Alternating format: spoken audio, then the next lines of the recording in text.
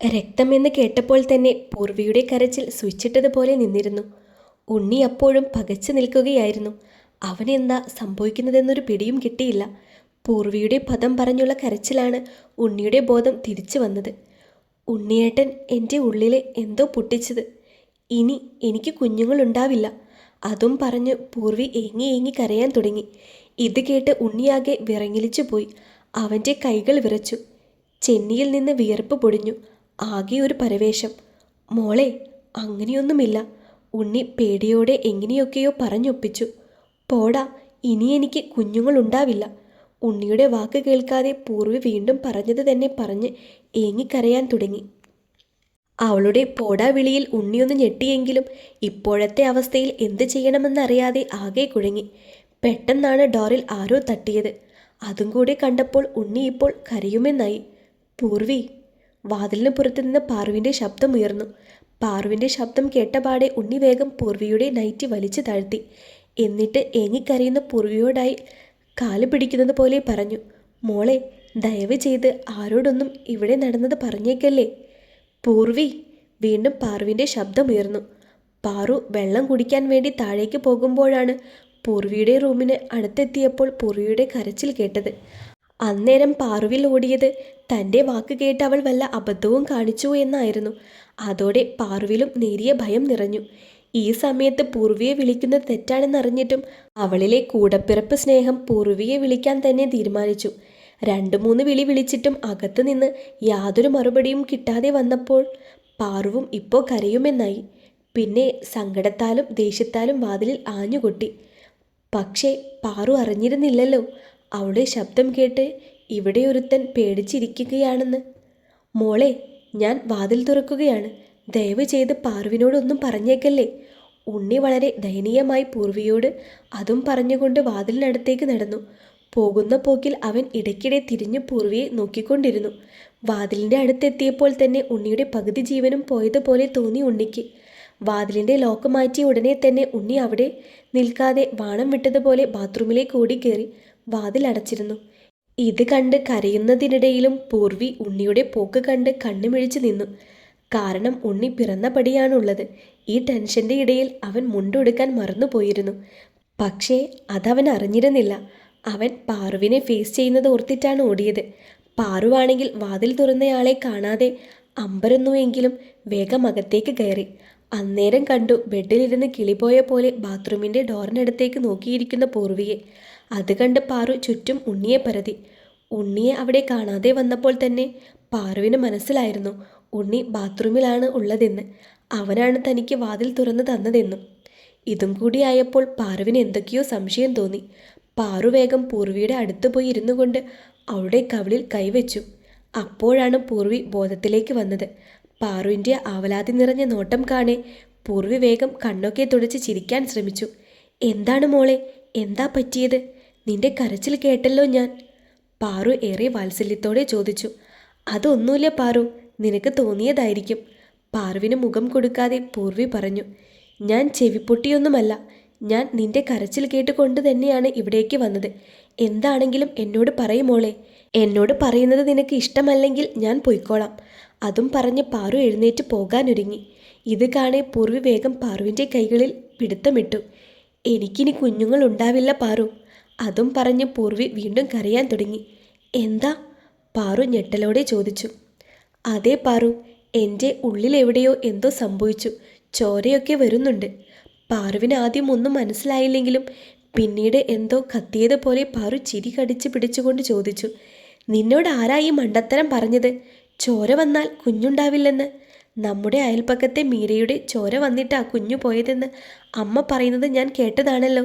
പൂർവി നിഷ്കളങ്കമായി പറഞ്ഞു. അതും കൂടി ആയപ്പോൾ പാറുവിനെ ചിരി പിടിച്ചു നിർത്താനായില്ല. പാറുവിൻ്റെ ചിരി ബാത്റൂമിൽ നിന്ന് ഉണ്ണി കേൾക്കുന്നുണ്ടായിരുന്നു. അവൻ കരുതി പൂർവി എല്ലാം പാറുവിനോട് പറഞ്ഞതുകൊണ്ട് തന്നെ കളിയാക്കി ചിരിക്കുന്നതാണെന്ന്. അവന് പൂർവിയോട് ചെറുതായി ദേഷ്യം തോന്നി. ഞാനിനി എങ്ങനെ എല്ലാവരുടെയും മുഖത്ത് നോക്കും? ഉണ്ണി ആത്മകഥം പറഞ്ഞു. ഡീ പൊട്ടിക്കാളി, ഇതൊന്നുമല്ല. ഇത് നിന്റെ കന്യകത്വം നഷ്ടപ്പെട്ടതിൻ്റെയാ, അല്ലാതെ നീ കരുതും പോലെയൊന്നുമല്ല. പാറു ചിരി നിർത്തിക്കൊണ്ട് സൗമ്യമായി പറഞ്ഞു. എന്നിട്ട് നീ ഇതൊന്നും എന്നോട് പറഞ്ഞില്ലല്ലോ. പൂർവി പാറുവിനെ കൂർപ്പിച്ചു നോക്കിക്കൊണ്ട് പറഞ്ഞു. അതിന് ഇതെല്ലാവർക്കും വരണമെന്നില്ല. എനിക്ക് വന്നില്ല, അതുകൊണ്ട് ഞാൻ പറഞ്ഞില്ല. പക്ഷേ ചിലർക്കൊക്കെ രക്തം വരുമെന്ന് ഏതോ ഒരു ബുക്കിൽ വായിച്ചിട്ടുണ്ട്. പാറു ഇത്തിരി ഗൗരവത്തോടെ പറഞ്ഞു. അപ്പോൾ എനിക്ക് കുഞ്ഞുണ്ടാവുമല്ലേ? പൂർവി കണ്ണൊക്കെ തുടച്ച് ആകാംക്ഷയോടെ ചോദിച്ചു. പിന്നല്ലാതെ, ഇതേ പോക്കാണെങ്കിൽ ഉണ്ണിയേട്ടൻ കണ്ണേട്ടനെ പിന്തള്ളി ട്രോഫി വാങ്ങുമെന്നാ തോന്നുന്നത്. പാറു ഒരു ആക്കലോടെ പറഞ്ഞു. ഒന്ന് പോടി. അത് കേൾക്കെ പൂർവി നാണത്തോടെ കണ്ണുപൊത്തി. അയ്യടാ, പെണ്ണിൻ്റെ നാണം നോക്കിയേ. അതും പറഞ്ഞ് പാറു പൂർവിയെ കളിയാക്കി ചിരിച്ചു. കുറച്ച് സമയം പൂർവിയോട് സംസാരിച്ചുകൊണ്ട് പാറു തൻ്റെ റൂമിലേക്ക് പോകാൻ ഒരുങ്ങി.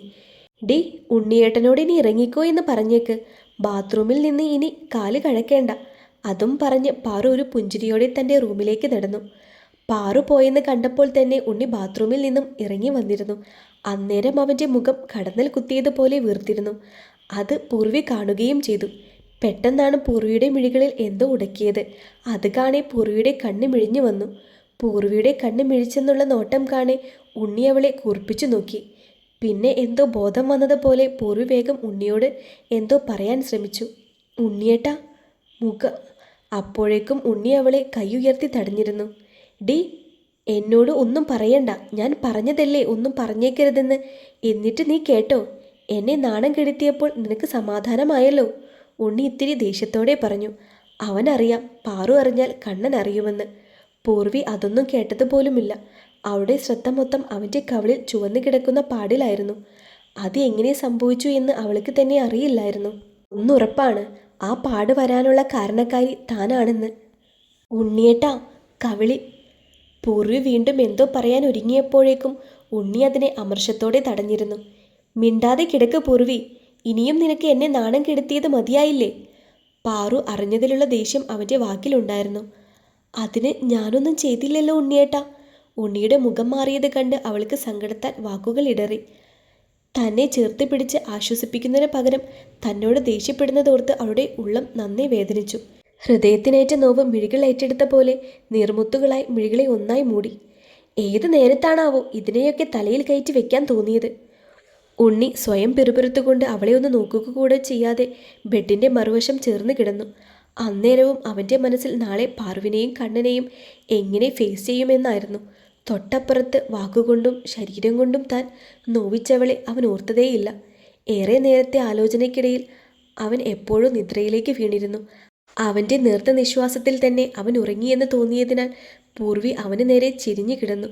ഉണ്ണിയേട്ടാ, എനിക്കിവിടെ വല്ലാതെ വേദനിച്ചപ്പോൾ ഞാൻ അറിയാതെ കരഞ്ഞു പോയതാ.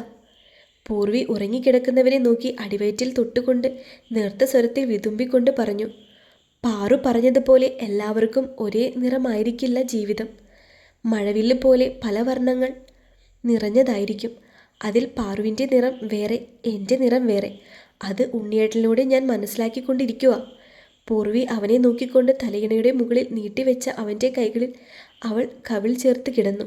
അന്നേരവും അവൻ ഉണരുന്നുണ്ടോ എന്ന് നോക്കിക്കൊണ്ടിരുന്നു. അവൻ ഉറങ്ങുന്നത് കാണെ അവൾക്ക് വീണ്ടും സങ്കടം വരാൻ തുടങ്ങി. ഉണ്ണിയേട്ടൻ കൂടെ ഉണ്ടെങ്കിലും ഞാൻ തനിച്ചായതുപോലെ തോന്നുക. അതവൻ്റെ മുഖത്ത് നോക്കി പറയും നേരം അവളുടെ മിഴികൾ ഇടതടവില്ലാതെ ഒഴുകി. അവനോട് നിശബ്ദമായി തൻ്റെ സങ്കടങ്ങൾ പറഞ്ഞുകൊണ്ട് അവൾ എപ്പോഴോ ഉറക്കത്തിലേക്ക് വീണിരുന്നു. പുലർച്ചെ കിളികളുടെ കലപില ശബ്ദം കേട്ടുകൊണ്ടാണ് പൂർവി മിഴികൾ തുറന്നത്. ജനലിലൂടെ കാണുന്ന വെട്ടം കാണെ അവൾ ചാടി എഴുന്നേറ്റു. ആ നിമിഷം അടിവയറ്റിൽ ശക്തമായ വേദന അനുഭവപ്പെട്ടെങ്കിലും അവളത് കാര്യമാക്കാതെ ഉണ്ണിയെ ഒന്ന് നോക്കി കബോർഡിൽ നിന്ന് കുളിച്ചു മാറാനുള്ള ഡ്രസ്സുമെടുത്ത് ബാത്റൂമിലേക്ക് നടന്നു. ശരീരത്തിൽ വെള്ളം ഒഴുകുന്നേരം സ്വകാര്യ ഭാഗത്തൊക്കെ വല്ലാത്ത പുകച്ചിൽ തോന്നി അവൾക്ക്. അന്നേരവും ഉണ്ണി തന്നോട് ദേഷ്യപ്പെട്ടതോർക്കെ അവളുടെ മിഴികൾ നിറയാൻ തുടങ്ങി. വേണ്ട, ഞാൻ എന്തിനാ കരയണേ? ഇത് എല്ലാവർക്കും ഉണ്ടാവുന്നതല്ലേ? അവൾ തൻ്റെ മനസ്സിനെ സ്വയം പറഞ്ഞ് ആശ്വസിപ്പിച്ചു. കുളി കഴിഞ്ഞിറങ്ങിയപ്പോഴും ഉണ്ണി എഴുന്നേറ്റിട്ടുണ്ടായിരുന്നില്ല. അവൻ്റെ മുഖത്ത് നോക്കും നേരം അവളുടെ ഉള്ളിലെ നോവ് പതിയെ കുറഞ്ഞു വരുന്നത് അവൾ അറിയുന്നുണ്ടായിരുന്നു. അത് അവളുടെ ചുടുകളിൽ മനോഹരമായ പുഞ്ചിരി വിരിയിച്ചു. പെട്ടെന്നാണ് അവൻ്റെ കവിളിലെ പാട് ശ്രദ്ധയിൽപ്പെട്ടത്. ഇപ്പോൾ ആ പാട് അവൻ്റെ വെളുത്ത മുഖത്ത് നന്നായിട്ട് കാണാം. എൻ്റെ ദേവിയെ, ഇത് ഇതുവരെ പോയില്ലേ? പൂർവി അറിയാതെ നെഞ്ചത്ത് കൈവച്ചു പോയി. അയ്യോ, ഇപ്പം എല്ലാവരും കണ്ടാൽ ഉണ്ണിയേട്ടനെ കളിയാക്കില്ലേ? അപ്പോൾ പിന്നെ വീണ്ടും എന്നോട് ദേഷ്യാവില്ലേ? അതോർത്തപ്പോൾ പൂർവിക്ക് പേടിയാവാൻ തുടങ്ങി. അവൾ ടെൻഷനോടെ കൈകൾ കൂട്ടി തിരുമ്മി അങ്ങോട്ടും ഇങ്ങോട്ടും നടന്നുകൊണ്ടിരുന്നു. പിന്നെ എന്തോ ഓർത്തതുപോലെ വാതിലും തുറന്ന് പുറത്തേക്കോടി. പാറുവിനോട് ചോദിക്കാം ആ പാട് പോവാൻ എന്തെങ്കിലും വഴിയുണ്ടോന്ന്. അവൾ പോകുന്ന പോക്കിൽ സ്വയം പറഞ്ഞുകൊണ്ടിരുന്നു. പാറുവിൻ്റെ റൂമിൻ്റെ അടുത്തെത്തിയ നേരം തന്നെയാണ് പാറുവും കണ്ണനും വാതിലും തുറന്ന് പുറത്തേക്ക് വന്നത്. അതോടെ പാറുവിനോടിപ്പോൾ ചോദിക്കാൻ കഴിയില്ലെന്ന് മനസ്സിലായി. പൂർവി! പാറുവിൻ്റെ ശബ്ദമാണ് പൂർവിയെ ബോധത്തിലേക്ക് കൊണ്ടുവന്നത്. നീയെന്താ കുന്തം വിഴുങ്ങിയതുപോലെ നിൽക്കുന്നേ? പാറു അവളുടെ നൃത്തം കണ്ട് ചോദിച്ചു. അത് ഞാൻ പാറുവിന് ചായ കുടിക്കാൻ വേണ്ടി വിളിക്കാൻ വന്നതാ, പൂർവി വിക്കലോടെ പറഞ്ഞു. അതെന്താ ചായ പാറുവിന് മാത്രമേ ഉള്ളൂ, എനിക്കില്ലേ? കണ്ണൻ ഒരു കുസൃതിയോടെ ചോദിച്ചു. അയ്യോ അങ്ങനെയല്ല, പൂർവി എന്ത് പറയണമെന്നറിയാതെ വിക്കി. അപ്പോഴേക്കും താഴെ നിന്ന് യശോദയുടെ വിളി വന്നിരുന്നു. പാറുവിന് തോന്നിയിരുന്നു പൂർവിക്ക് എന്തോ തന്നോട് പറയാനുണ്ടെന്ന്. പാറു പൂർവിയോട് കണ്ണുകൊണ്ട് എന്താണെന്ന് ചോദിച്ചു. പാറു, നീ എന്താ കണ്ണുകൊണ്ട് കോപ്രായം കാട്ടുന്നേ? അപ്പോഴേക്കും കണ്ണൻ്റെ ചോദ്യം വന്നിരുന്നു. അതോ, ഞാൻ കണ്ണിനെ കുറച്ച് വ്യായാമമായിക്കോട്ടെ എന്ന് കരുതി. അത് കേട്ട് പാറു അവനെ നോക്കി ഇളിച്ചുകൊണ്ട് പറഞ്ഞു. അതെന്താ ഇതുവരെയില്ലാത്ത ഓരോ കോപ്രായങ്ങൾ? ഇതെന്താ? എൻ്റെ കണ്ണുകൊണ്ട് എനിക്കൊന്നും ചെയ്യാനുള്ള സ്വാതന്ത്ര്യമില്ലേ? പാറു കണ്ണനെ കൂർപ്പിച്ചു നോക്കി പറഞ്ഞു. പൂർവിയാകെ പെട്ടതുപോലെ ഇരുവരെയും മാറി മാറി നോക്കി. അപ്പോഴാണ് ഉണ്ണി വാതിലും തുറന്ന് പുറത്തേക്ക് വന്നത്. അത് കാണെ പൂർവി ഒന്ന് ഞെട്ടി. എൻ്റെ ദൈവമേ, ഇപ്പോൾ എല്ലാം കുളമാകും, പൂർവി മനസ്സിൽ പറഞ്ഞു. ഉണ്ണി ഒരു പുഞ്ചിരിയോടെ അവരുടെ അടുത്തേക്ക് നടന്നിരുന്നു. ഇത് കാണെ പൂർവിയുടെ ഹൃദയം പിരുമ്പറ കൊട്ടി തുടങ്ങി. എന്താ ഇവിടെ ഒരു ചർച്ച? ഉണ്ണി അവരുടെ അടുത്ത് വന്നുകൊണ്ട് ചോദിച്ചു. അതോ, നിന്റെ ഭാര്യ പറയുകയാ നീ അവളെ ഉറങ്ങാൻ വിട്ടിട്ടില്ല എന്ന്. കണ്ണൻ ഒരു ആക്കിച്ചിരിയോടെ പറഞ്ഞു. കൊണ്ടു ഇത് ഉണ്ണിക്ക് നന്നായി തന്നെ കൊണ്ടു. പൂർവി ഞെട്ടിക്കൊണ്ട് കണ്ണനെ നോക്കി. അവൾ പേടികൊണ്ട് ഉണ്ണിയുടെ ഭാഗത്തേക്ക് നോക്കാനേ പോയില്ല. ഉണ്ണി ദയനീയമായി പൂർവിയെ നോക്കി. നേരം പുലരാൻ കാത്തു നിന്നതാണല്ലേ എല്ലാവരോടും വിളമ്പാൻ. അവൻ കരുതിയത് കഴിഞ്ഞ രാത്രിയിലെ കാര്യം പൂർവി എല്ലാവരോടും പറഞ്ഞെന്നാണ്. പെട്ടെന്നാണ് കണ്ണൻ്റെ കണ്ണിൽ ഉണ്ണിയുടെ കവിളിലുള്ള പാട് ഉടക്കിയത്. ഉണ്ണിക്കുട്ടന് ഭാര്യ കവിളിൽ ചുന്ദരിപ്പൊട്ടൊക്കെ തൊട്ടുകൊടുത്തിട്ടുണ്ടല്ലോ. കണ്ണൻ ഉണ്ണിയുടെ കവിളിൽ തൊട്ടുകൊണ്ട് ആക്കിച്ചിരിയോടെ പറഞ്ഞു. അത് കേൾക്കേണ്ട താമസം. ഇനിയൊന്നും കേൾക്കേണ്ട. ത്രാണിയില്ലാത്തതുപോലെ പൂർവി ജീവനും കൊണ്ട് താഴേക്ക് ഓടിയിരുന്നു. So fast Purvi, so fast. ഇത് കണ്ട പാറു വായുവിൽ കൈവച്ചറിയാതെ പറഞ്ഞുപോയി. ഉണ്ണി പൊട്ടനാട്ടം കാണുന്നത് പോലെ പൂർവി പോയ വഴിയും കണ്ണനെയും പാറുവിനെയും മാറി മാറി നോക്കി. പൂർവി താഴെ എത്തുമ്പോൾ അവിടെ ടേബിളിന് ചുറ്റും ഇരുന്ന് ചായ കുടിക്കുന്നവരെ കണ്ട് സ്റ്റെക്കായി അവിടെ തന്നെ നിന്നുപോയി.